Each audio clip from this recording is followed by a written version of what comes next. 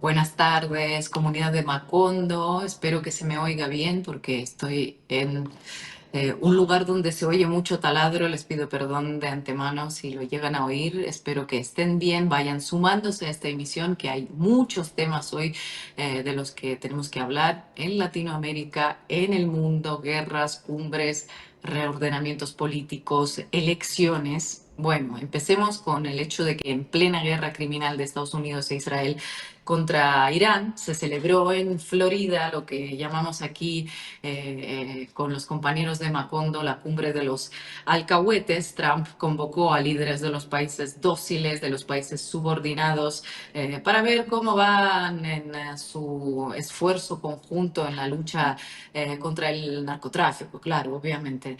El escudo de las Américas lo llamaron y bueno, inevitablemente evoca una suerte de este nuevo plan Cóndor, ¿no? Del que estamos hablando en Macondo y en otros espacios. El discurso de Trump, de hecho, merece la pena escucharlo completo y dejarlo sin comentarios porque es que sobran comentarios ahí. Habló de Cuba, habló de Venezuela, habló de que nunca va a aprender el maldito español, que con los traductores le alcanzan, en fin, ¿qué significa este alineamiento tan estricto de algunos países que representan?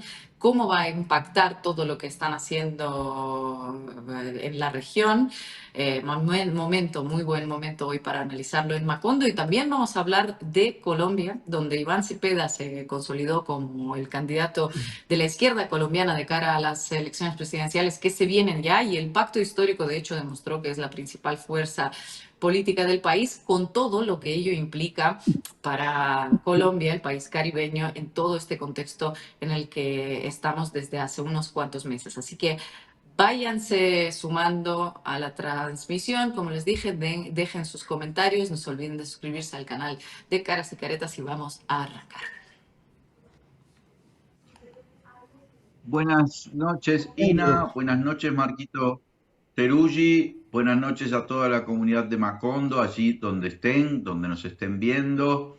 Recuerden ¿Te eso, puedo hacer una suscribirse al pregunta? canal. Sí, Quisiera que para la audiencia no rioplatense tradujeras el concepto de sí. alcahuete. Que alcahuete es una palabra muy nuestra, pero para alguien que escucha que no es de Uruguay o de Argentina, alcahuete, no sé si necesariamente entiende el concepto de ser un alcahuete, que es un concepto vital. Es una palabra del español el alcahuete, ¿no? Pero está bien, supongamos que hay partes del mundo de habla hispana que no conoce el concepto de alcahuete. Yo diría que Y en el este caso verbo, estamos hablando de... alcahuetear, ¿eh? porque además hay El un verbo verbo, uno puede alcahuetear. alcahuetear. Pero bueno, estoy tratando de buscar como unos sinónimos. Estamos hablando en este caso de arrastrados, genuflexos, lamebotas. Lamebotas es una palabra que se utiliza, ¿verdad? En el resto Claro, del continente, ¿no? En Venezuela En sería fin, una jalabolas. persona, jalabolas. Jalabolas. jalabolas, jalabolas también. Este, Porque bueno, la genuflexión viene desde del latín, ¿no? De doblar las rodillas, ¿no? Esa flexión particular. Pero bueno, no quiero decir otras cosas porque se me ocurren también cosas como soeces que yo no quiero decir, pero cuando uno los ve ahí a estos muchachos que fueron a reunirse, no solo muchachos, también hubo alguna jerarca, alguna presidenta de alguna de las islas del Caribe, primer ministra, que se acercó a esta reunión en Mar a Lago, este sitio, esta mansión de 130 habitaciones, campo de golf, todo eso que sabemos de que tiene Donald Trump en Miami no, en la Florida. Y esto está muy bien que nosotros digamos que es una cumbre de personas así, de alcahuetes, porque se llegaron a ver cosas dentro de esa cumbre que a mí me impresionaron. Eh, por ejemplo, el nuevo presidente de Honduras que le besó la mano a Donald Trump. Porque hay una imagen ahí de tipo besándole la mano y además Donald Trump con esa sonrisa que tiene, que es repugnante. Vieron que Jeffrey Epstein decía que Donald Trump en un mail no tenía ni un centímetro cuadrado de decencia, que era como el sumum del... Es así Donald Trump. Bueno, en fin, empecemos a charlar un poco sobre esta cumbre, porque más allá de lo que nos produzca, de esa cosa como nauseabunda que te da una cosa así, como una especie de cumbre de reptantes, valga la contradicción, porque es como una cosa a ras del suelo, tiene una importancia política, no es menor lo que sucedió ahí, porque Donald Trump constituyó un grupo que se reunió no en una mesa redonda, sino a escucharlo a él y a firmar el documento que él quiso, donde le permite a los Estados Unidos hacer intervenciones militares dentro del territorio de cada uno de esos países, en teoría contra el narco, pero también contra aquellas fuerzas o potencias extranjeras que estén disputando la supremacía en Occidente de los Estados Unidos. Es muy grave lo que se discutió ahí, en los términos en los que está, no se discutió, lo que se aprobó ahí por parte de estos presidentes, ¿no? Es como una cesión de soberanía, así lo pienso en este momento. Bueno, creo que lo pensamos A todos, ver ¿no? si Y me en un escuchan bien momento porque como el de Irán, sí. Adelante, Marco. Sí, se te no, sí, escucha sí, es que bien. estaba viendo si el internet andaba bien. Ok. No, no, es que son tantas cosas. Lo primero que uno ve es que Estados Unidos tiene una política clara, ¿no? Tiene como una serie de pasos, instancias, de reconfiguraciones, medio que avanza como solo por la cancha. Y con todo un sector. ¿Se me escucha?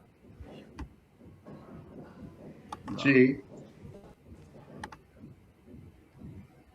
yo te escucho bien, Marco. ¿Vos estás escuchándonos a nosotros? Siento que se congeló la imagen de Marco. Sí, eso fue lo que sucedió. Sí, probablemente. Parece ser que internet. Bueno, a ver la idea con la que seguía Marco, pero sí, o sea, mm, para mí el momento clave es el pleno ataque contra Irán y vemos este reordenamiento político en América Latina en el que literalmente tenemos a 12 líderes de estados que con capacidad de tomar decisiones estratégicas. Aquí no estamos hablando de una cumbre tipo CPAC de la extrema derecha, de los agitadores de extrema derecha, que van y publican sus titulares explosivos, mentirosos y manipuladores. Aquí estamos hablando de una serie de jefes de Estado con capacidad de poner los territorios de sus países al servicio de la maquinaria belicista de Estados Unidos. Es lo que está sucediendo en Ecuador. De hecho, hoy ha salido la noticia de que el FBI abre una oficina en Ecuador, todo en el marco de esta colaboración contra el narcotráfico, que no está yendo muy bien, que digamos. Y bueno, tenemos a 17 países que en un conjunto, si analizas el tamaño de su economía y si analizas la cantidad de la población que tienen, es una minoría en América Latina. Y esto es lo que me gustaría analizar también, porque representan una minoría en términos de economías y en términos de población, pero que son absolutamente capaces de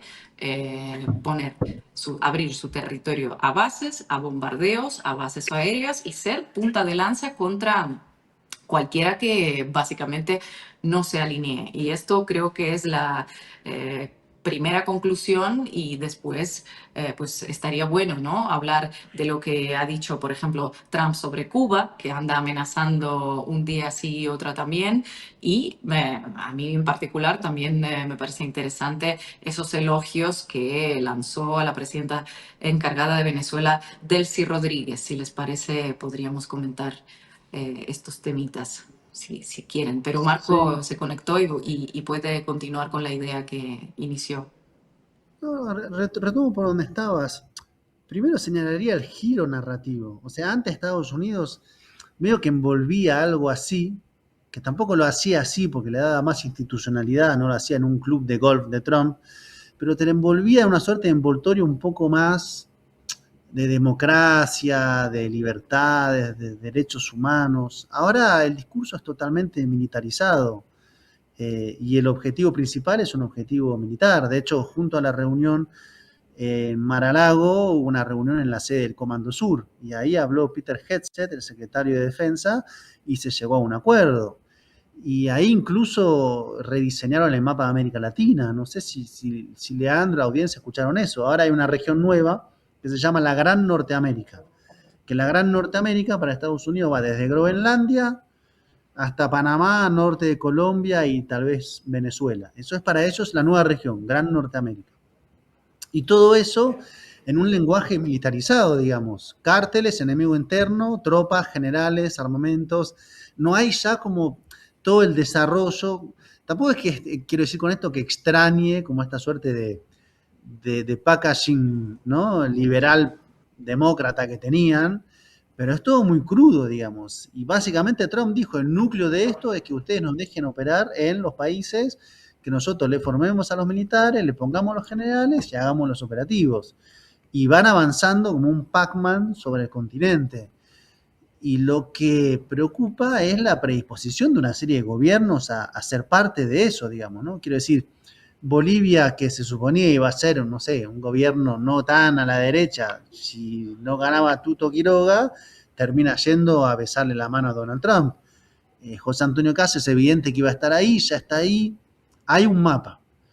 Para mi grata sorpresa no está Bernardo Arévalo de Guatemala, que tiene una política exterior muy cercana a Estados Unidos, pero quiero decir, hay un presidente de Estados Unidos que dice, a partir de ahora ustedes vuelven a ser súbditos y hay 12 que levantan la mano y dicen yo sí soy y van y se sacan la foto. Y ni siquiera hay una puesta en escena, ya hablando de lo físico, no de lo discursivo, de igualdad. Ni siquiera es una mesa presidida por Trump. Es literal Trump arriba de un estrado, hablándole a los que aplauden, y después Trump sentado en una mesa firmando y todos atrás buscando lapicera para que firme, digamos.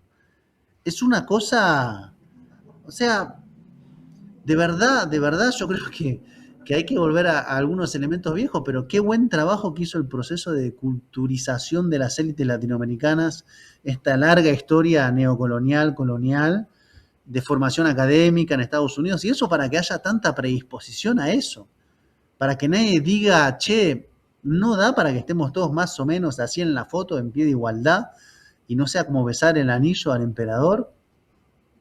Está ahí, ¿viste? Y no estaba Yamandu Orsi, obviamente, Leandro Grille, te dejo la palabra.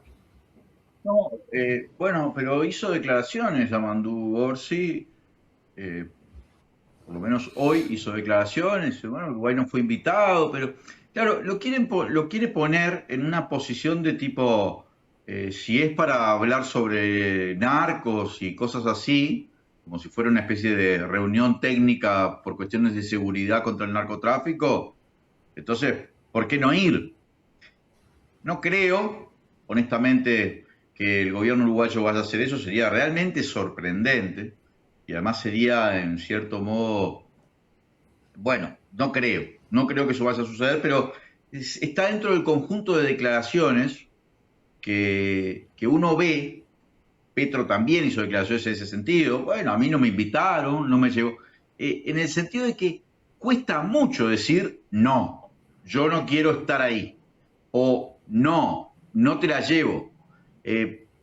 Fue interesante la doctora, la presidenta Claudia Sheinbaum el otro día, que fue aludida directamente en este ámbito, en México, que dijo voy a esperar hasta el lunes, y el lunes dijo que orgullosamente no iban a permitir que las Fuerzas Armadas de Estados Unidos hicieran operaciones dentro del territorio mexicano.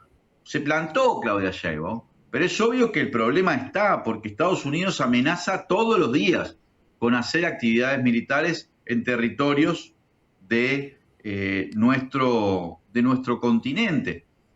El club que juntó Donald Trump en Mar-a-Lago incluye presidentes cada vez más cuestionados.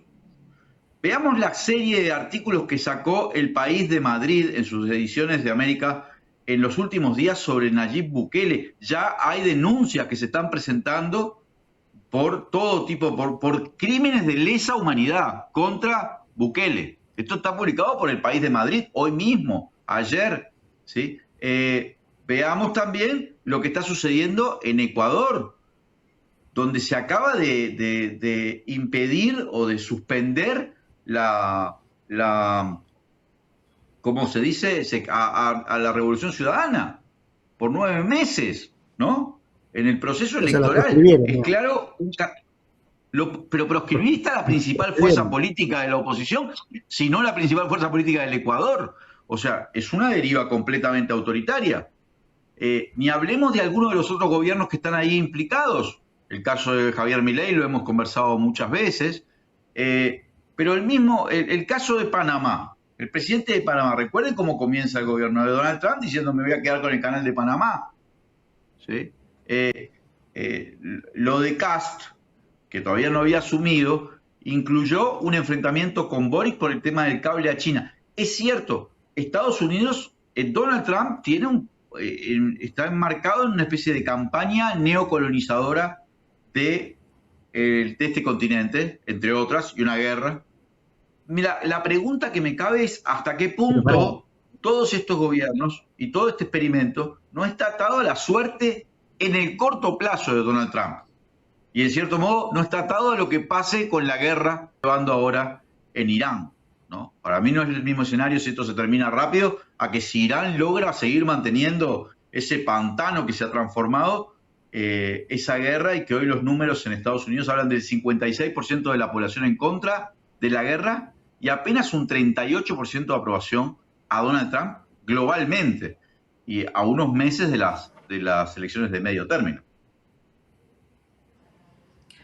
Estaba hablando, Marco, de reordenamiento político de las instituciones en América Latina, la creación de estas cumbres de nuevas figuras, ¿no? Que se supone que a partir de ahora donde se van a tomar las decisiones políticas relevantes, y parece ser como parte, ¿no? De todo un plan que empezó mucho antes con todo el desmantelamiento de las instituciones internacionales iniciado por Trump, porque todo empezó con la desfinanciación de las instituciones de las Naciones Unidas, de las propias Naciones Unidas, y ahora han creado al margen de lo que está pasando en América Latina, al margen de este escudo de los alcahuetes, está este Board of Peace de la plataforma de paz de Trump, donde están los mismos presidentes subordinados y donde, ojo,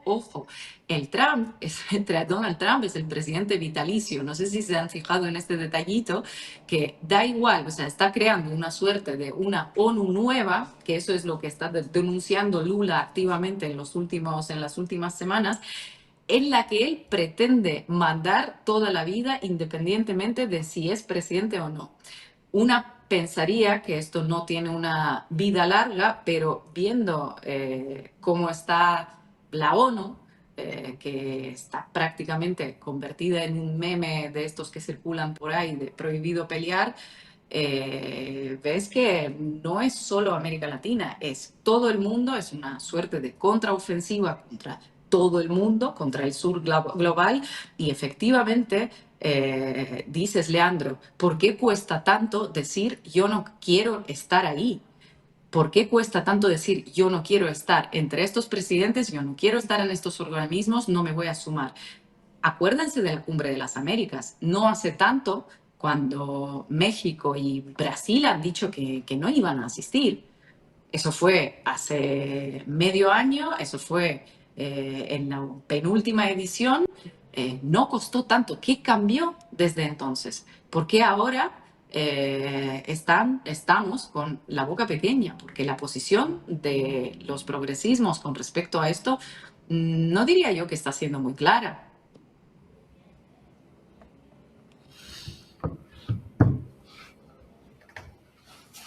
Complicado. Es complicado. A mí la impresión que me da, primero que, digamos, un poco lo planteaban ahí, pero Trump está armando con una suerte de institucionalidad ad hoc con su nombre y apellido y una corona, digamos, ¿no? Destruyendo incluso lo que había hecho Estados Unidos, porque este escudo para las Américas es el propio acta de defunción de la Cumbre de las Américas, que era un mecanismo con cierta institucionalidad, con cierto proyecto económico, ¿no? Recordemos que la Cumbre de las Américas era el proyecto, si se quiere, diplomático para poner en pie el proyecto económico que era el ALCA. Esto es una cosa como ad hoc, habiendo dinamitado lo anterior para un plano militar. La pregunta es si esto tiene perspectiva de seguir o no, tanto Trump como esta institucionalidad del Board of Peace y todo esto que está armando. Lo que decía al inicio de mi intervención que se cortó es, uno percibe muy claramente lo que él está haciendo, incluso una hoja de ruta, que le está yendo bastante bien, por lo menos en América Latina, y no hay por ahora una contraparte a eso, digamos. No hay una contraparte, me parece, ni en el campo del sur global, genéricamente. Digo, uno diría cuál es la hoja de ruta de China en este contexto, cuál es la hoja de ruta de Rusia, o sea, de los que mueven en el perímetro, y mucho menos de América Latina. ¿Cómo? Marco, acabábamos de hablar ahora hace un ratito, perdón, acabábamos de hablar y recordar a los hutíes de Yemen. ¿Por qué hutíes de Yemen presentan una amenaza y son una contraparte? Y en toda América Latina, donde, insisto, y por eso es relevante ese dato de que los países estos de dóciles que se reunieron en este escudo de las Américas son una minoría en términos de economía, en términos de población. ¿Por qué en Latinoamérica no se puede armar una suerte de una contraparte ahí? No Bueno, tengo una mandan explicación. o mandan bajo muchísimos riesgos sus portaaviones al Bab al-Mandeb, donde les están disparando los hutíes. Yo tengo una explicación. No. ¿Mm? Para ensayar alguna explicación. Tengo una explicación para ensayar alguna explicación. ¿Qué es lo que ocurre? Y además vamos a sumar la voz de Uruguay. Primero, uno de los grandes países que podría motorizarlo es México. Y México tiene 850.000 millones de dólares de comercio bilateral con Estados Unidos en un año. 850.000 millones de dólares son 300.000 millones de dólares más que todo el comercio bilateral de China con América Latina en un año. ¿Me explico? Ese es el nivel de atadura que tiene con Estados Unidos. Más está renegociando el TEMEC.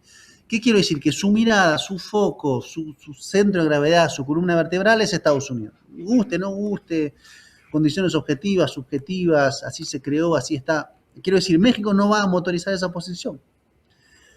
Colombia está intentando reencauzar un río que durante 2 siglos se armó para desembocar en Estados Unidos. No tiene estructura de defensa propia, todo su armamento viene de Estados Unidos, así se construyó durante los últimos años. Brasil tenía un socio principal para sus aventuras en América Latina, que era Argentina. ¿Para qué les voy a contar en qué situación está Argentina?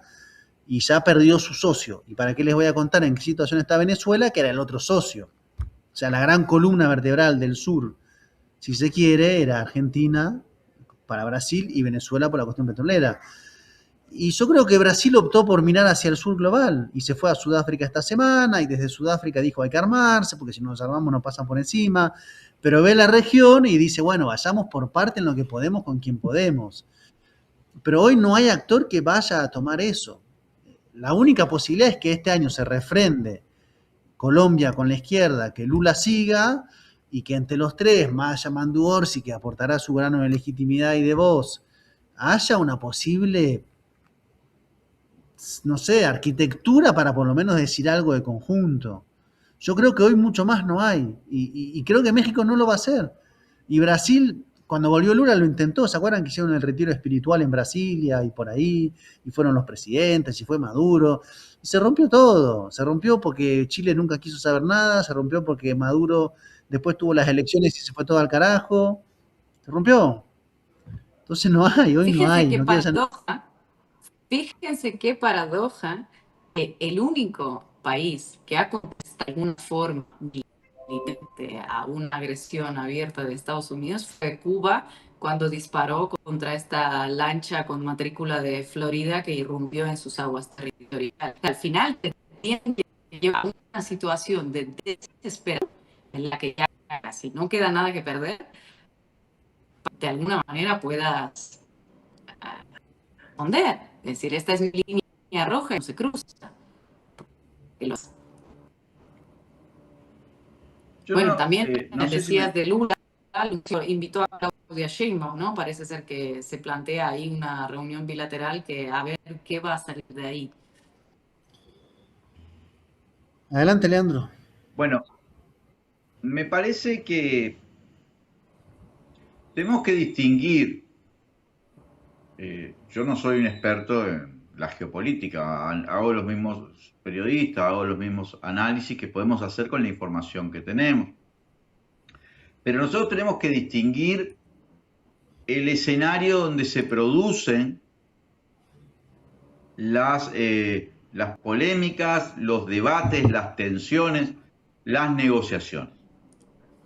Mientras se produjeron en el ámbito económico y diplomático, por llamarlo así, en los últimos 20 años con los Estados Unidos, bueno, hubo gobiernos, sobre todo los gobiernos progresistas en lo que fue esa primera década de este siglo, que fueron capaces de plantarse.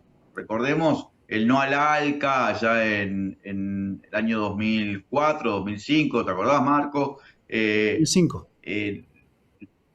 Ahí está, alguna de las cumbres, aquella que se invitó a Cuba en San Pedro Sula, que te acordás que estaba Obama, estuvo Raúl Castro, en fin.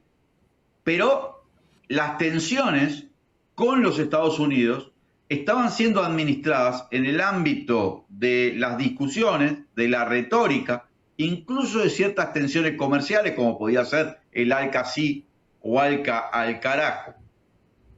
Pero el escenario que se produce en los últimos 16 meses o 12 meses y un poco más, Donald Trump hasta ahora, la invitación de Donald Trump es a que las tensiones se diriman en el ámbito económico, arancelario y militar. Y yo creo que cuando se mete en el tema puramente militar y arancelario, y no hubo en América Latina, por lo pronto, ningún gobierno con la capacidad de desafiar a los Estados Unidos en ese terreno. Si vos me preguntás por qué sí los hutis en Yemen o por qué sí en el Medio Oriente, bueno, porque hace 20 años, por lo menos 20 años, 25 años, que Estados Unidos plantea la discusión en Medio Oriente en términos militares. Entonces, todos los países ahí, todos, han tenido algún tipo de fenómeno de guerra.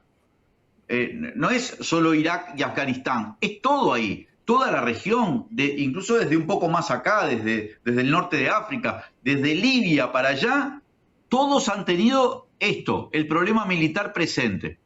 Por supuesto que si Estados Unidos plantea el problema militar por los próximos 25 años con invasiones en América Latina, ya no solo en Venezuela, sino invadir Cuba, invasiones en México, la va pudriendo país por país y en 20 años vamos a tener ejércitos, vamos a tener guerras civiles en América Latina. Yo no creo que eso vaya a suceder hoy. La única razón por la que no creo es porque creo que la sociedad estadounidense se pudrió de la guerra allá. Y creo que Donald Trump no hubiese ganado la elección, ninguna de las dos, si hubiese planteado mi estrategia es la guerra total. Es como una gran mentira el Make America Great Again. Yo creo que la base MAGA no es solo Tucker Carlson. Hay una cantidad importante de la base MAGA que compró que el tipo tenía esa retórica fascista, pero no metía guerra. Y entonces, en América Latina se subestimó en los últimos 20, capaz que Chávez fue el único que no lo subestimó, Fidel en su momento, porque tenían un escenario planteado que podía ser militar, pero se subestimó en general la necesidad de tener capacidad disuasoria. Obviamente no lo subestimó Irán, porque así no tenga armas nucleares Irán, está claro que el pantano en el que se metió Estados Unidos es peor del que esperaba, pero mucho peor, ¿no? Y ni hablar más allá, Corea del Norte y todos esos que hasta armas nucleares hicieron. Entonces, esa es la razón por la que yo veo que acá nadie puede Vamos a la hacer. tanda y seguimos con Perdón. esto.